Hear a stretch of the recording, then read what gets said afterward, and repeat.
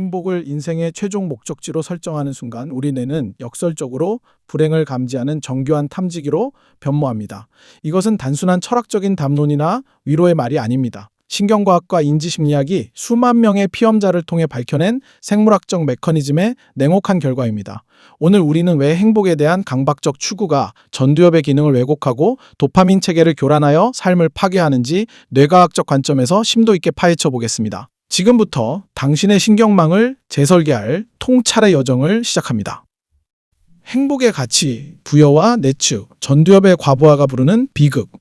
캘리포니아 대학교의 심리학자 아이리스 마우스 교수는 행복을 최고의 가치로 여기는 피험자들을 대상으로 장기적인 추적 관찰 실험을 진행했습니다. 신경과학적 관점에서 볼 때 행복에 과도한 가치를 부여하는 행위는 뇌의 자기 참조 가공을 담당하는 내축 전두엽을 비정상적으로 활성화합니다. 이 영역이 과활성화되면 개인은 자신의 정서 상태를 끊임없이 모니터링하게 됩니다. 뇌는 현재 내가 느끼는 감정과 내가 설정한 이상적인 행복 수치 사이의 격차를 실시간으로 대조하기 시작합니다. 이 과정에서 발생하는 미세한 오차는 뇌의 오류 탐지 시스템인 전대상피질을 자극하여 오히려 부정적인 정서 신호를 증폭시킵니다. 결과는 참혹했습니다. 행복을 간절히 원할수록 피험자들은 일상에서 더 큰 외로움과 실망감을 느꼈습니다. 뇌가 행복해야 한다는 인지적 목표를 달성하지 못했다고 판단하는 순간 스트레스 호르몬인 코르티솔 수치가 상승하며 심리적 고통을 유발하기 때문입니다. 결국 행복해야 한다는 강박이 실제 정서적 만족도를 갉아먹는 역설적인 신경회로가 형성되는 것입니다.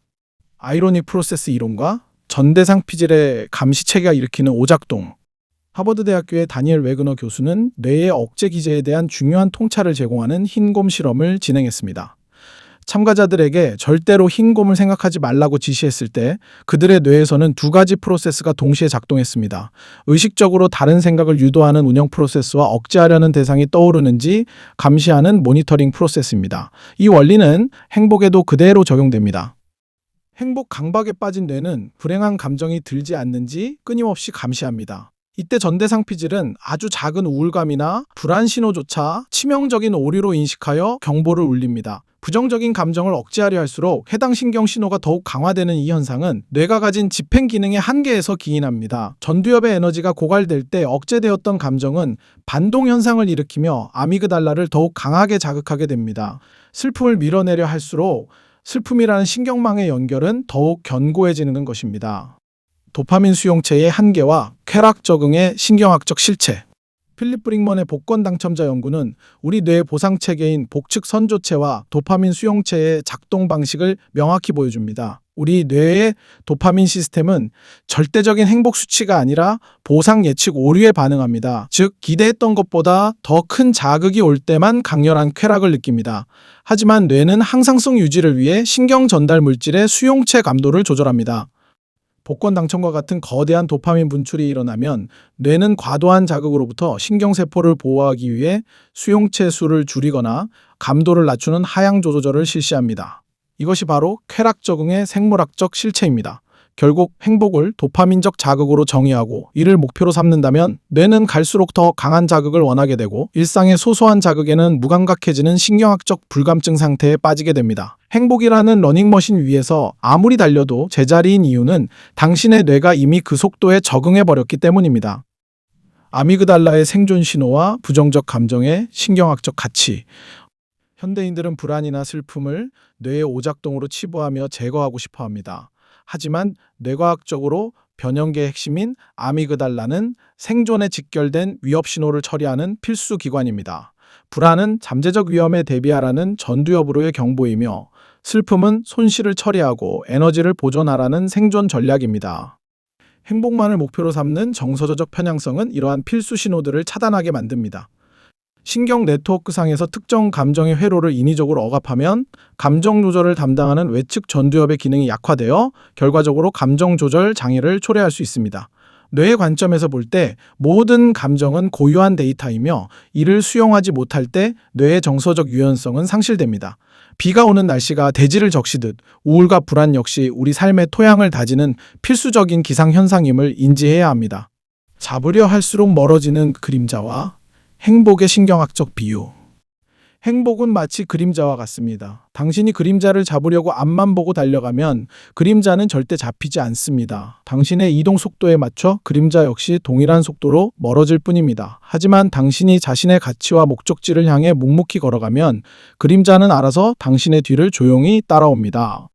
뇌과학적으로 볼 때 행복은 결과물이지 결코 목적이 될 수 없습니다. 행복에만 집착하면 뇌의 시야가 좁아지는 인지적 터널 시야 현상이 발생하여 삶의 풍성한 이면을 보지 못하게 됩니다. 행복이라는 그림자를 잡으려 애쓰느라 정작 걸어가야 할 길인 의미와 성장을 놓치고 있지는 않은지 돌아봐야 합니다. 뇌는 목표를 달성하는 과정에서 가장 활발하게 작동하며 그때 발생하는 부산물이 바로 우리가 느끼는 행복감입니다.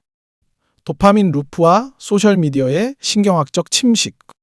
현대사회는 우리에게 끊임없이 행복을 전시하고 소비하라고 강요합니다. 소셜미디어는 타인의 화려한 순간만을 편집해서 보여주며 우리의 사회적 뇌를 자극합니다. 타인과 자신을 비교할 때 활성화되는 측좌핵은 타인의 행복을 나의 결핍으로 인식하게 만듭니다. 이것은 뇌가 느끼는 사회적 통증이며 신체적 통증과 동일한 뇌의 영역에서 처리됩니다. 우리는 맛있는 음식과 멋진 여행이 행복의 전부인 것처럼 세뇌당하지만 이것은 일시적인 도파민 루프에 불과합니다. 자극이 사라지면 더 큰 공허함을 남기는 이 쾌락의 회로는 결국 우리 뇌의 전두엽 통제력을 약화시킵니다. 짧은 쾌락의 유통기한을 영원히 연장하려는 시도는 당신을 만성적인 신경적 피로 상태로 몰아넣는 주범입니다. 뇌는 자극이 아니라 안정을 원할 때 가장 창의적으로 변합니다. 빅터 프랭클의 의미요법과 전두엽의 고차원적 가치체계. 정신의학자 빅터 프랭클은 나치 수용소라는 극단적인 고통 속에서도 인간의 존엄을 지킨 사람들을 분석했습니다.